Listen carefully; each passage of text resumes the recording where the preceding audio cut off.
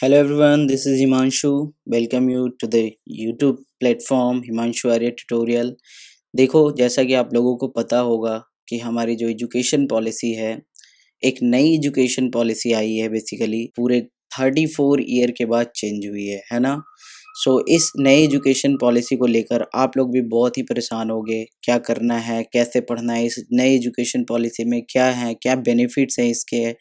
तो इन सारे पॉइंट्स को मैं यहाँ पर लेकर आया हूँ। इस वीडियो में पूरे ही बने रहना, क्लियर है ना। ये चाहे आप स्कूल में पढ़ाई कर रहे हो या फिर कॉलेज में पढ़ाई कर रहे हो, ये वीडियो आप सभी के लिए है, तो पूरे ही बने रहना लास्ट तक। और इस एजुकेशन पॉलिसी को समझेंगे हम, बिल्कुल ही बारीकी से समझेंगे और सही तरीके से समझेंगे इस एजुकेशन पॉलिसी में क्या क्या चेंजेस आए हैं। ओके, सबसे पहले देखते हैं ये जो हमारी न्यू एजुकेशन पॉलिसी है 2020 जो बनकर आई है, क्लियर है ना।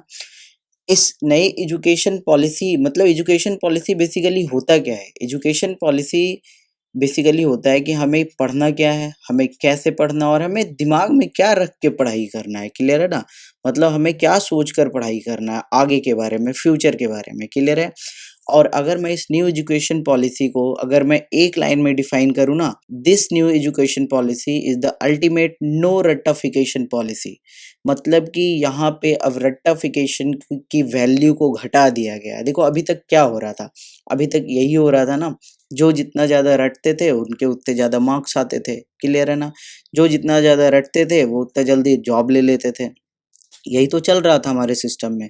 लेकिन according to the changing time, जैसे जैसे टाइम चेंज कर रहा है, तो अभी हमारे लिए ज़रूरी है कि रट्टाफिकेशन वाला जो सिस्टम है ना उसे हटाया जाए, क्लियर है। और यहाँ पे बेसिकली उन सारे पॉइंट्स को आगे किया जाए जो कि कंसेप्चुअल चीज़ों पे बेस्ड हो, जो नॉलेज पे बेस्ड हो, है ना। और हमारे गवर्नमेंट ने बिल्कुल ही ऐसा ही किया है नए एजुकेशन पॉलिसी 2020 में। देखते हैं इस पॉलिसी में क्या क्या बदलाव आए हैं।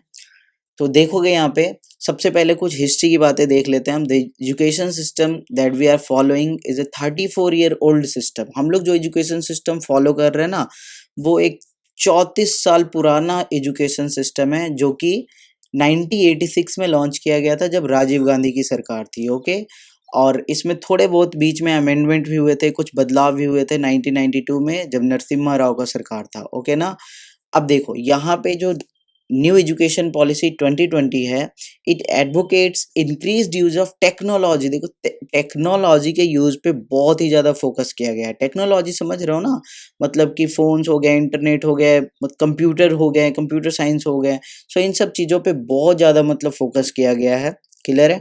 वैसे देखो ये पहले से भी प्रावधान था एजुकेशन मतलब एजुकेशन लाइन में टेक्नोलॉजी को ऐड करने का, और कोरोना ने पता है इनफैक्ट इसे बूस्ट भी किया है। कोरोना जब से आया ना, ये जो प्रोसेस था वो थोड़ा स्लो होने वाला था, मतलब कि एक नॉर्मल रेट से चलता।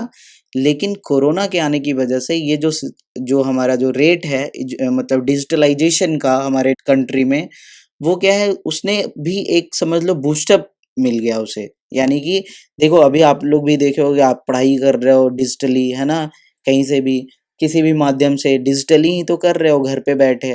तब लगभग अब धीरे धीरे सारी चीज डिजिटल ही होते जा रहे हैं ना। विथ इक्विटी, इक्विटी मीन्स सभी को मिलना चाहिए ये टेक्नोलॉजी, है ना। ऐसा नहीं है कि मतलब एक को मिल रहा है दूसरे को नहीं मिल रहा है, इक्वल मतलब होना चाहिए इसकी शेयरिंग।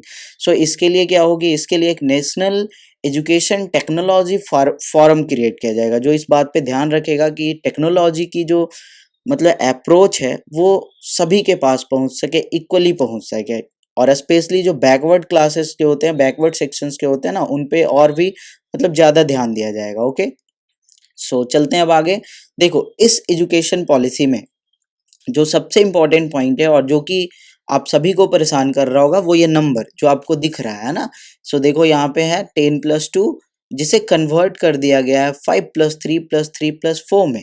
अब बेसिकली अगर आप इस 5+3+3+4 को अगर आप समझ लो, तो लगभग आप पूरे एजुकेशन पॉलिसी को ही समझ जाओगे जो कि नया लॉन्च किया गया है। ओके, देखते हैं यहाँ पे। और एक पॉइंट और भी हम याद रखेंगे कि गवर्नमेंट ने अब डिसाइड किया कि टोटल अपने जीडीपी का 6% जो है ना, वो एजुकेशन पे खर्च करेगी, जो कि पहले 4.43 के आसपास खर्च कर रही थी। तो अभी कितना करेगी, तो 6% करेगी। तो ये एक बहुत ही बड़ी बात है। अब देखोगे यहाँ पे हम इस सिस्टम को समझेंगे आगे। पहला जो 5 साल का एजुकेशन होगा। The first 5 year education will be of foundation stage. ये कैसा होगा? एक फाउंडेशन स्टेज होगा, शुरुआत होगी बेसिकली, है ना? इसमें क्या होंगे? 3 साल के प्री प्राइमरी होंगे बेसिकली, और फिर primary that is standard 1 and 2 होंगे। यानी कि देख लो 5 साल हो गए ना, नर्सरी, यूकेजी, एलकेजी 3 साल हो गए और 1 एंड 2 5 साल हो गए हैं टोटल। अब देखो इधर करना क्या है हमें? इधर बच्चों को बस खेल-खेल में ही तो पढ़ाना है। So focus will be given on play and other activities. Clear है? यानी यहाँ पे जैसे देखो आजकल के बच्चे क्या देखते हो, फर्स्ट में, सेकेंड में, इवन यूकेजी एलकेजी में ना उनका बैग इतना भारी हो जाता है कि बच्चे ना मतलब खुद स्कूल तक नहीं लेके जाते हैं, उसके बैग को मतलब उनके गार्जियन को टांग के लेके जाना पड़ता है। सो बेसिकली इन सारे सिस्टम को खत्म किया जाएगा यहाँ पे। दूसरा देखते हैं हम, जो कि स्टैंडर्ड 3 से 5 यानी 3 4 5, जो कि 3 साल का ये हो गया। क्लियर है ना? ये तुम्हारा 5 साल हो गया, तो 5 + 3 बने ना, आगे देखेंगे। और सो ये 3 4 और 5, इसमें क्या होगा? तो इसमें फोकस दिया जाएगा उसके फ्यूचर मेकिंग पे, यानी यहाँ पे शुरुआत किया जाएगा। एक तरह से फ्यूचर यहीं से डिसाइड होगा कि वो आगे क्या करने वाले हैं। यहाँ पे मैथ पढ़ाया जाएगा, साइंस पढ़ाया जाएगा, सोशल साइंस और भी सब्जेक्ट्स पढ़ाए जाएंगे, है ना? लेकिन यहाँ पे ध्यान देने वाली बात यह है कि ये सारे जो सब्जेक्ट्स हैं ये उनके मदर टंग में पढ़ाए जाएंगे बेसिकली। क्लियर है ना? ये बेसिकली डिपेंड करेगा उस स्कूल पे, वो चाहे तो इंग्लिश में भी पढ़ा सकता है, चाहे तो अपने नेटिव लैंग्वेज में भी पढ़ा सकता है। यानी पहले क्या था? पहले हमारा सिस्टम क्या था कि इंग्लिश में ही पढ़ना है भाई, सारे सब्जेक्ट को इंग्लिश में ही पढ़ना है। लेकिन अब क्या है कि English language will be treated just like a subject. जैसा और भी दूसरे सब्जेक्ट्स होते हैं वैसे ही इंग्लिश लैंग्वेज को भी एक सब्जेक्ट माना जाएगा। ओके, यानी कि किसी भी तरह से प्रेशर नहीं होगा कि इंग्लिश लैंग्वेज में ही पढ़ाना है। There would no it would not be necessary that teaching is done in English language. ये कुछ भी मतलब नेसेसरी नहीं होगा यहाँ पे। ओके, सो ये 5 तक की बात हो गई। इसके बाद चलते हैं हम स्टैंडर्ड 6 से लेकर 8, दैट इज 6 7 एंड 8। यहाँ भी देखो 3 साल बन रहे हैं ना हमारे। Standard 6 7 and 8 will be treated as middle stage. इसे हम मिडिल स्टेज बोलेंगे। इनका एक फिक्स्ड सिलेबस होगा, इन सारे क्लासेस का एक फिक्स सिलेबस होगा। इवन अब देखो क्या होगा, 6th स्टैंडर्ड से ही बच्चों को कंप्यूटर में लैंग्वेज मतलब कंप्यूटर का नॉलेज जो होगा वो बेसिकली मिलना शुरू हो जाएगा। लाइक कंप्यूटर कोडिंग, जैसे कोडिंग होता है ना, कोडिंग समझते हो, लोग कोडिंग करके ऐप वगैरह बनाते हैं या फिर कुछ भी करते हैं बेसिकली। सो ये आज के टाइम के लिए मतलब एक बहुत बड़ा चेंज है, क्योंकि नॉर्मल देखो बच्चे कोई भी स्टूडेंट कोडिंग सीखता है बेसिकली जब वो कॉलेज गया होता है। क्लियर है ना? लेकिन अब क्या है, स्टैंडर्ड 6 से ही हम कोडिंग सीख सकेंगे, यानी बच्चे बेसिकली जो होंगे ना वो कोडिंग सीख सकेंगे। और ये बेसिकली डिमांड भी है अभी के टाइम का, क्योंकि कंप्यूटर साइंस जो है ना वो बहुत ज़्यादा डेवलप करने वाला है और कर भी रहा है basically. They can also go for internship. उन्हें इंटर्नशिप भी प्रोवाइड किया जाएगा अगर वो चाहेंगे तो। जैसे वो कारपेंटर के पास जा सकते हैं सीखने के लिए, जैसे वो किसी पेंटर के पास जा सकते हैं, किसी आर्टिस्ट के पास जा सकते हैं, वो डांस सीख सकते हैं। क्लियर है ना? They can study at least 1 vocational course. Vocational subject basically वैसे सब्जेक्ट होते हैं जो कि हमारे कोर सिलेबस का नहीं हिस्सा होता है, लेकिन वो हमारे ऑल अराउंड डेवलपमेंट के लिए ना जरूरी होता है। क्लियर है? सो कोई वोकेशनल सब्जेक्ट भी बच्चा पढ़ सकता है, और मजे की बात यह है कि उस वोकेशनल सब्जेक्ट का जो मार्क्स होगा वो भी ऐड होगा। क्लियर है ना? सो ये हो गई स्टैंडर्ड 8 की बात। अब चलते हैं हम स्टैंडर्ड 9th में। स्टैंडर्ड 9th जो कि एक तरह से लास्ट स्टेज हो जाएगा हमारा। क्लियर है ना? सो यहाँ पे सारे बदलाव आएंगे, और यहाँ जो 9 10 के बच्चे हैं या 11 12 के बच्चे हैं वो ध्यान से देखेंगे इसे। सो यहाँ पे क्या होगा, जो मेन फोकस होगा will be given on the deep knowledge. देखो मैंने शुरू के ही स्लाइड में बताया था आपको कि देयर विल बी नो रट्टाफिकेशन सिस्टम। रट्टाफिकेशन सिस्टम अब खत्म हो जाएगा। तो यानी कि डीप नॉलेज पे फोकस किया जाएगा, बच्चों के डीप नॉलेज पे, बच्चों के ऑल अराउंड डेवलपमेंट पे फोकस होगा mainly. Examination will be taken according to semester system. जैसे कॉलेजेस में होता है ना सेमेस्टर सिस्टम, वैसे सेमेस्टर सिस्टम लगेंगे। दैट मीन्स कि 2 सेमेस्टर होंगे एक साल में, एक साल में 2 सेमेस्टर होंगे। जैसे अभी तो क्या है फाइनल हो जाता है बेसिकली, है ना? सो अब क्या होगा, सेमेस्टर होंगे, 2 सेमेस्टर लगेंगे स्टैंडर्ड 9 से लेकर 12 तक। There will be no stream system. Stream system नहीं होगा, इसे समझोगे ध्यान से। स्ट्रीम सिस्टम का मतलब क्या होता है, जैसे ही आप 12th 11th में जाते हो बेसिकली 10th पास करके, सो आप या तो मतलब आर्ट्स सेलेक्ट करते हो या साइंस सेलेक्ट करते हो बेसिकली। क्लियर है? तो ऐसे करके ये मतलब हमारा स्ट्रीम सिस्टम हो जाता है। अब मान लो कि किसी ने साइंस ले रखा है, बायो ले रखा है, तो बायो वाला अब हिस्ट्री, ज्योग्राफी, सिविक्स ये सब नहीं पढ़ सकता है, वो उसके मतलब सिलेबस से ही साइड हो जाएगा, वो मतलब उसके जिंदगी से ही साइड हो जाता है। लेकिन अब नए सिस्टम में क्या है, ऐसा नहीं होगा। That is a student studying science can also opt for arts. वो हिस्ट्री पढ़ सकता है, वो ज्योग्राफी पढ़ सकता है, जो बायोलॉजी पढ़ रहा है बेसिकली, है ना। There will be they will be free to choose subject. Subject choose करने के लिए उनके पास पूरा मतलब फ्री होंगे वो लोग। आगे देखते हैं, focus will be given to students, extra curricular activities पे फोकस किया जाएगा ताकि उनका ऑल अराउंड डेवलपमेंट हो सके। जो रिपोर्ट कार्ड होंगे will be made according to 360 degree assessment. इसे समझेंगे, ये 360 डिग्री असिस्मेंट होता क्या है। 360 डिग्री असिस्मेंट में बेसिकली देखो, तुम्हारे एग्जाम होंगे उसके मार्क्स तो आएंगे ही आएंगे, उसके साथ साथ जो एक्स्ट्रा करिकुलर एक्टिविटीज हैं उसके भी मार्क्स जुटेंगे, अगर कोई वोकेशनल ले रखा है उसके भी मार्क्स जुटेंगे, साथ ही साथ यहाँ पे बच्चा खुद को मतलब मार्क्स देगा। ये एक बड़े ही मजे की बात है कि मतलब हम अपना मार्किंग खुद कर रहे होंगे, और साथ ही साथ जो बच्चे के जो साथ में पढ़ने वाले जो भी सहपाठी होंगे वो भी उसे मार्क्स दे सकेंगे। क्लियर है ना। सो इस तरीके से it will be A 360 degree assessment. Okay, अब देखो प्रैक्टिकल ट्रेनिंग्स भी दिए जाएंगे वैसे स्टूडेंट को जिनका कुछ स्पेशल मतलब सम स्पेशल इंटरेस्ट है उनके पास, तो उन्हें प्रैक्टिकल ट्रेनिंग भी दिया जाएगा, मतलब कि उन्हें आगे के लिए तैयार भी किया जाएगा। अब देखते हैं, तो ये हो गई बेसिकली 10th 12th तक की बातें। ओके, अब देखते हैं कॉलेज में जाने का क्या सीन है। तो अभी तक देखो क्या था कि कॉलेज में जाने के लिए हमें एक अच्छा सा कट ऑफ पार करना पड़ता होगा, यानी कि आपने बहुत सुना भी होगा कि किसी के 95% आ गए हैं, किसी के 90% आ गए, 80% आ गए, 70% वाले को तो पूछो भी मत। मतलब ये लोग भी परेशान होते थे, इवन 90+ वाले, कि मतलब उनका एडमिशन ही नहीं हुआ। आराम समझ में। सो अब ये सिस्टम खत्म होगा। क्लियर है ना। There will be a common aptitude test, एक कैट का टेस्ट होगा, है ना, for taking admission in college. वैसे बच्चे जो कट ऑफ से एडमिशन नहीं ले सके उनके लिए बेसिकली कैट का एग्जाम होगा। If any student do not get admission through cut off, then he can appear at CAT and they can get the admission done on the basis of performance in board plus CAT. इनमें board का मतलब जो marks है, board का performance और CAT का performance, basically common aptitude test का performance, इन दोनों को ऐड किया जाएगा और उसके बाद फिर उन्हें अच्छे कॉलेजेस में भी एडमिशन मिल सकेंगे। क्लियर हुई इतनी।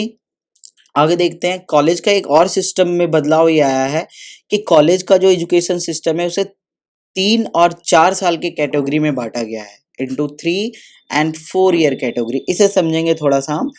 If someone leaves the college due to any reason after completing first year, अगर सिर्फ फर्स्ट ईयर कंप्लीट करके किसी ने कॉलेज छोड़ दिया, जैसे बहुत सारे इशू हो जाते हैं ना कि कोई बच्चा पढ़ रहा है, अब उसके फाइनेंशियल प्रॉब्लम हो गए, या फिर वो बच्चा पढ़ के फिर मे बी वो कुछ और पढ़ना चाह रहा हो बाद में, या फिर मे बी वो जॉब करना चाह रहा हो ड्यू टू सम प्रॉब्लम, कि कुछ समय जॉब कर लें फिर बाद में पढ़ेंगे।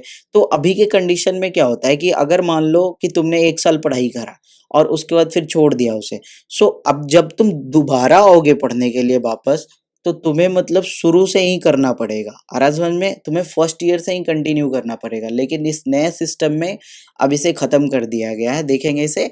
सो फर्स्ट ईयर जैसे ही कंप्लीट करते हो तुम्हें एक सर्टिफिकेट मिलेगा, अगर तुम सेकेंड ईयर कंप्लीट करते हो तो तुम्हें डिप्लोमा मिलेगा, और अगर तुम 3 ईयर कंप्लीट करते हो टोटल, और फिर तुम्हें सिर्फ गवर्नमेंट जॉब के लिए तुम पढ़ाई कर रहे हो। मान लो बहुत सारे बच्चे ऐसे होते हैं जिन्हें सिर्फ डिग्री चाहिए होता है ना, कि वो एक मान लो कि एक बैचलर डिग्री मिल जाए ताकि कुछ ऐसे पोस्ट के लिए अप्लाई कर सके, हायर पोस्ट के लिए इन गवर्नमेंट जॉब। तो अगर तुम गवर्नमेंट जॉब के लिए पढ़ाई कर रहे हो तो 3 साल पढ़ने की जरूरत है, 4 साल पढ़ने की जरूरत बिल्कुल भी नहीं है। 3 साल के बाद तुम्हें बैचलर डिग्री मिल जाएगा, और इस बैचलर डिग्री के थ्रू तुम जहां भी चाहो हायर पोस्ट पे गवर्नमेंट जॉब के लिए अप्लाई कर सकते हो। ओके, और अगर कोई रिसर्च फील्ड में जाना चाह रहा है ना, यानी उसे गवर्नमेंट जॉब नहीं चाहिए, वो रिसर्च फील्ड में जाना चाहता है, तो उसे अपने चौथे ईयर की पढ़ाई कंप्लीट करनी होगी। यहाँ पे उन्हें रिसर्च के साथ साथ बैचलर डिग्री भी दिया जाएगा। क्लियर हुआ इतना। अब देखो यहाँ पे समझोगे कि there will be a multiple entry and multiple exit system. Multiple बार एंट्री कर सकते हो, मल्टीपल टाइम्स एग्जिट ले सकते हो कॉलेज टाइम में। क्लियर है ना? इसे समझेंगे। If A students leave the college after 1 or 2 year, that means उसने पूरा तो कंप्लीट किया नहीं, 3 साल या 4 साल।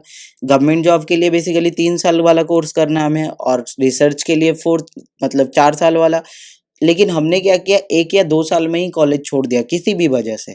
सो इस 2 साल का जो क्रेडिट होगा, क्रेडिट बेसिकली कुछ स्कोर होते हैं जो कि किसी भी एग्जाम को क्लियर करने के लिए जरूरी होता है बेसिकली, है ना? सो उनका जो क्रेडिट होगा, it would credit for same, यानी इस चीज का जो क्रेडिट होगा would be transferred in student credit bank. ये बेसिकली डिजी लॉकर के माध्यम से मे भी किया जाए, है ना? सो इसमें क्या होगा कि उसके जो क्रेडिट्स होंगे वो क्रेडिट बैंक में ट्रांसफर कर दिया जाएगा। It will be just like a bank account.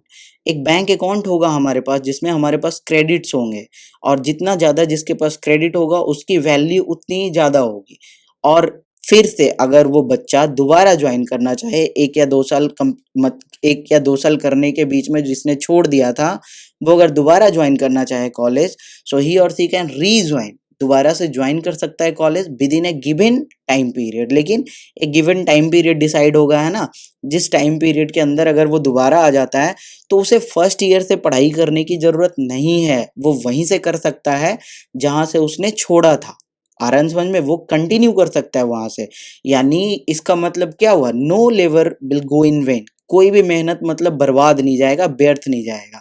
क्योंकि अगर मैंने मेहनत करा 1 साल, और 1 साल के बाद मैंने छोड़ दिया किसी भी वजह से, मे बी मेरे फाइनेंशियल प्रॉब्लम हो गया, मेरे घर में कुछ प्रॉब्लम हो गया, मैं इसी वजह से छोड़ दिया, मैं मुझे जॉब करना पड़ गया कुछ छोटा मोटा, है ना? तो मेरी मेहनत बेकार नहीं जाएगी। मैं दोबारा से कॉलेज ज्वाइन कर सकता हूँ, क्योंकि मेरे पास उस फर्स्ट ईयर के या सेकेंड ईयर के क्रेडिट्स अवेलेबल होंगे, और उस गिवन टाइम में मैं दोबारा ज्वाइन कर सकता हूँ और अपने स्टडी को कंटिन्यू कर सकता हूँ। ओके, अब देखते हैं यहाँ पे कुछ इंपॉर्टेंट बातें। ये बातें बेसिकली उन गार्जियंस के लिए हैं, उन पेरेंट्स के लिए हैं, या उन बच्चों के लिए हैं जो परेशान रहते हैं फी स्ट्रक्चर को लेकर। क्योंकि अभी का जो सिस्टम है उसमें स्कूल कॉलेजेस कर क्या रहे हैं, मनमाना फी वसूल रहे हैं, आराम समझ में। सो इसके लिए new rules to be made regarding the fee structure. Fee structure के लिए नए रूल्स बनेंगे, आराम समझ में। नए रूल्स से क्या होगा कि कोई भी स्कूल या कॉलेज एक्स्ट्रा फी नहीं ले सकेगा मोर देन द डिसाइडेड। जितना डिसाइडेड हुआ है ना, उससे ज्यादा वो फी नहीं ले सकता है, और ये एक बहुत अच्छी न्यूज है। क्लियर है ना? आगे देखते हैं। नेशनल रिसर्च फाउंडेशन, जैसे देखो, नेशनल साइंस फाउंडेशन तुम लोगों ने सुना होगा, है ना? एनएसएफ, नेशनल साइंस फाउंडेशन तुमने सुना होगा, अमेरिका का है बेसिकली, है ना? जो साइंस ओलंपियाड्स वगैरह करवाती है। तो ये एक्चुअली एक फाउंडेशन है जो फंडिंग करती है। अगर मान लो कुछ रिसर्च का प्रोसेस चल रहा हो, कुछ रिसर्च का काम चल रहा हो, तो उस पर फंडिंग करती है, क्योंकि कोई भी काम ना बिना पैसे के तो होता नहीं है। तो यहाँ पे भी हमारे देश में एक नेशनल रिसर्च फाउंडेशन इस्टेब्लिश होगा। ओके, और ये क्या करेगा, will be establish which would provide all the fundings for researches. ये क्या, जितने भी रिसर्च होंगे ना उसके लिए फंडिंग प्रोवाइड करेगा, यानी पैसे प्रोवाइड करेंगे बेसिकली।